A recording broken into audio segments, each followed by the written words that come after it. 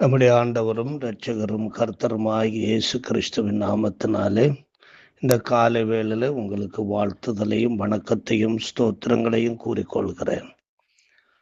உன் கண்களை ஏறெடுத்து பார். இருதயத்தின் ஆழத்திலிருந்து கர்த்தருடைய சமூகத்திலே அமர்ந்திருந்து தேவனை நோக்கி ஏறெடுக்கிற ஒவ்வொரு ஜெபங்களுக்கும் பதில் உண்டு.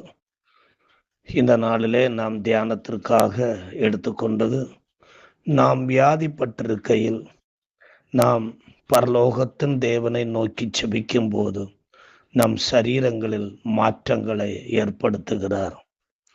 இயேசு கிறிஸ்துவை விசுவாசிக்கிற ஒவ்வொருவரும் எந்தெந்த வியாதியஸ்தர் மேல் கைகளை வைக்கிறார்களோ அவர்கள் குணமாவார்கள் என்று இயேசு கூறியிருந்தார். மார்க் 16 அதிகாரம்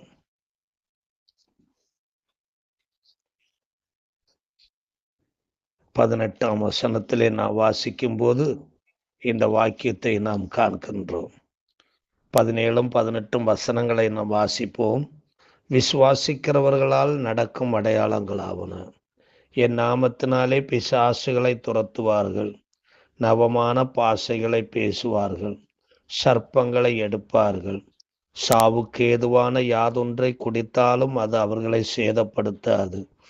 வியாதியஸ்தர் மேல் கைகளை வைப்பார்கள், அப்பொழுது அவர்கள் சொஸ்தமாவார்கள் என்றார். இயேசு கிறிஸ்து தமது சீஷர்களை அனுப்பும்போது, ஊழியத்துக்கு அவர்களை அனுப்புகையில் வியாதியஸ்தர்களை குணமாக்கும் அதிகாரத்தை அவர்களுக்கு கொடுத்து அனுப்பினார் என்று லூக்கா 9 அதிகாரம் 1 2 வசனங்களிலே எழுதப்பட்டிருக்கின்றது.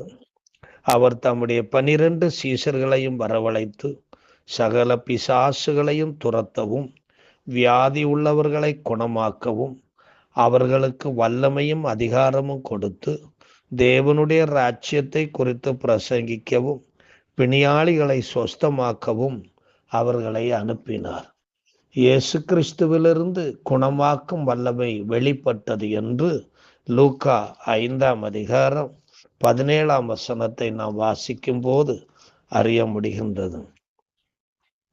எருசலேம் நகரத்திலிருந்து வந்த பரிசேயரும் நியாய சாஸ்திரிகளும் உட்கார்ந்திருக்கையில் பிணியாளிகளை குணமாக்கத்தக்கதாக கர்த்தருடைய வல்லமை விளங்கிற்று என்று அங்கே எழுதப்பட்டிருக்கின்றது. அதுபோல சீசர்களிடத்திலிருந்தும் தேவ வல்லமை வெளிப்பட்டு வியாதியஸ்தர்களை குணமாக்கியது என்று லூக்கா 9 அதிகாரம் 6 வசனத்திலே நாம் வாசிக்கின்றோம். அவர்கள் புறப்பட்டு போய் கிராமங்கள் தோறும் தெரிந்து எங்கும் சுவிசேஷத்தை பிரசங்கித்து பிணியாளிகளை குணமாக்கினார்கள் என்று சொல்லப்பட்டிருக்கிறது. இயேசு மரித்து உயிர்த்த பின்பு சீசர்களிடத்துல இயேசு கிறிஸ்து சொல்லும் பொழுதுதான் அந்த மார்க் 16 அதிகாரம் 15 நாம் தொடர்ந்து வாசிக்கும் பொழுது நாம் வாசிக்கின்றோம்.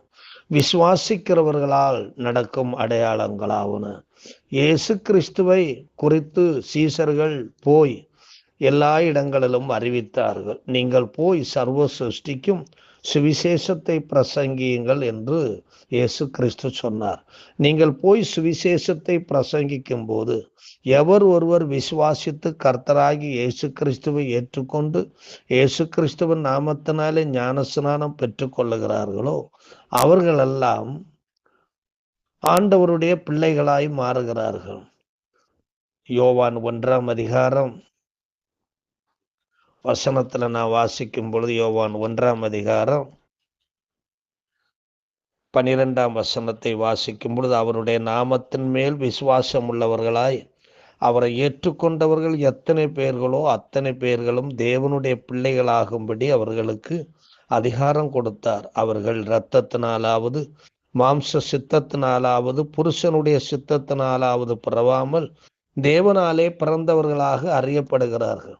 அப்படிப்பட்டவர்கள் அவர்கள் தாங்கள் வாழ்கின்ற பகுதியில தாங்கள் ஜீவிக்கின்ற இடத்துல ஆண்டவராகி இயேசு கிறிஸ்துவை குறித்து மற்றவங்களுக்கு சொல்லும் போது அடையாளங்களும் அற்புதங்களும் உண்டாகும் என்று இயேசு கிறிஸ்து சொல்லுகிறார். அந்த அடையாளங்களும் அற்புதங்களில் ஒன்றுதான், வியாதியஸ்தர்கள் மேல் அவர்கள் கைகளை வைப்பார்கள், அப்பொழுது அவர்கள் சொஸ்தமாவார்கள் என்பதாகும். ஊழியர்கள் சுவிசேஷத்தை பிரசங்கிக்கும் போது என்ன நடக்கிறது என்பதை நாம் பார்க்கிறோம். 1 தெசலோனிக்கேயர் 2ஆம் அதிகாரம் 13ஆம் வசனத்தை நாம் வாசிக்கும் பொழுது அங்கே சொல்லப்பட்டிருக்கிறது,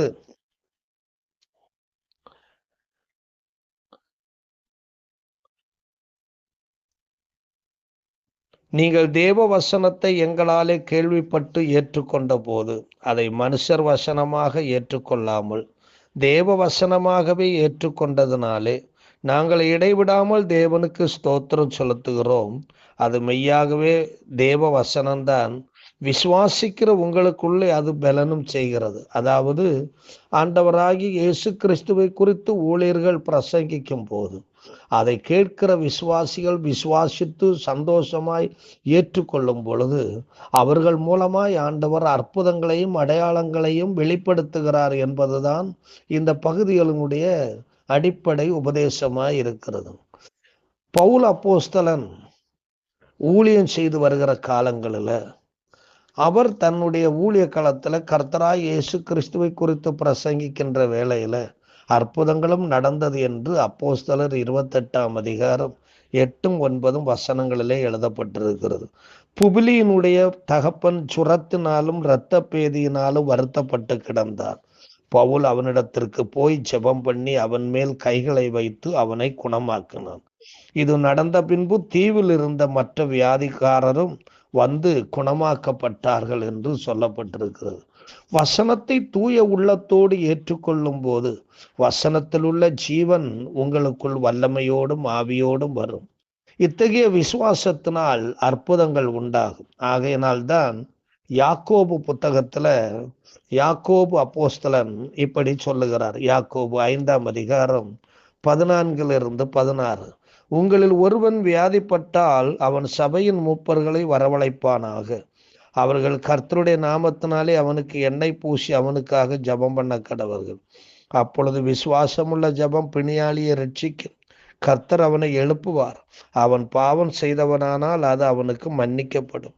நீங்கள் சொஸ்தமடையும்படிக்கு உங்கள் குற்றங்களை ஒருவருக்கொருவர் அறிக்கையிட்டு ஒருவருக்காக ஒருவர் ஜெபம் பண்ணுங்கள். நீதிமான் செய்யும் ஊக்கமான வேண்டுதல் மிகவும் பலனுள்ளதாய் இருக்கிறது. ஆகவே வசனம் உங்களுக்குள் வரும்போது விசுவாசியுங்கள். உங்கள் மத்தியிலே சத்தியத்தை பிரசங்கிக்கும் போது அதை தேவ வாக்கியமாக விசுவாசியுங்கள். விசுவாசத்தின் ஆவியினால் வியாதிகள் உங்களிலிருந்து விலகும். நீங்களும் வியாதிகளை நீக்கி குணமாக்க முடியும். நாம் சுகமாய் வாழ்வது தேவ விருப்பமாய் இருக்கிறது. வியாதியை உன்னிலிருந்து விலக்குவேன் என்று ஆண்டவர் ஆதியிலேயே வாக்குத்தத்தம் கொடுத்திருக்கிறார். யாத்ராகமம் 23ஆம் அதிகாரம் 25, 26 வாக்கியங்களில் சொல்லப்பட்டிருக்கிற வசனத்தை நான் வாசிக்கிறேன். யாத்ராகமம் 23, 25, 26, உங்கள் தேவனாகிய கர்த்தரையே சேவிக்க கடவீர்கள். அவர் உன் அப்பத்தையும் உன் தண்ணீரையும் ஆசீர்வதிப்பார். வியாதியை உன்னிலிருந்து விலக்குவார். கற்பம் விழுகிறது மலடும் உன் தேசத்தில் இருப்பதில்லை. உன் ஆயுசு நாட்களை பூர்ணப்படுத்துவேன் என்று ஆண்டவர் சொல்லுகிறார். மேலும் யாத்திராகமம் 15ஆம் அதிகாரம் 26ஆம் வசனத்திலே ஆண்டவர் சொல்லும் பொழுது,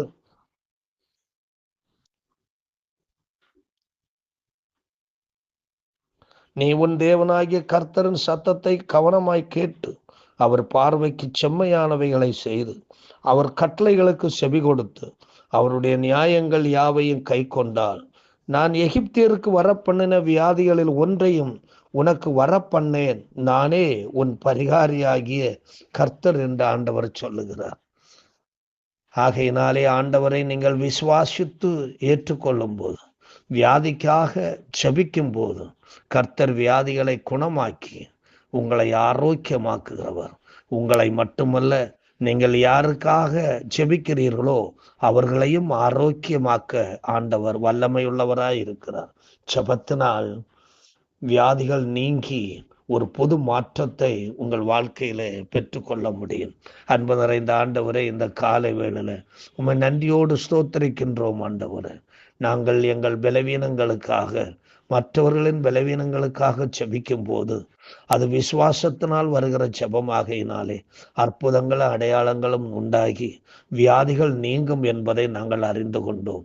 வியாதிகளை உன்னிலிருந்து விலக்குவேன் என்று எங்களுக்கு வாக்கு கொடுத்திருக்கிறேன். நாங்கள் அப்படிப்பட்ட வியாதிகளை சுமந்து திரிவதற்காக நாங்கள் ரட்சிப்புக்குள் கொண்டு வரப்படவில்லை.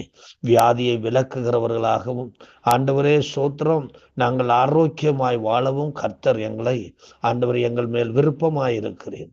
உம்முடைய விருப்பத்துக்கு ஏற்றபடியாகவே நாங்கள் ஆரோக்கியமாய் வாழ, உம்முடைய வசனங்களுக்கு செவி கொடுத்து கீழ்ப்படிஞ்சு அதன்படி நடக்க, நல்ல செபிக்கிற தேவ பிள்ளைகளாய் நாங்கள் மாற கர்த்தர் உதவி செய்யும். இயேசு கிறிஸ்துவின் மூலம் கேட்கிறோம் இரக்க நிறைந்த பரமபிதாவே, ஆமென். God bless you.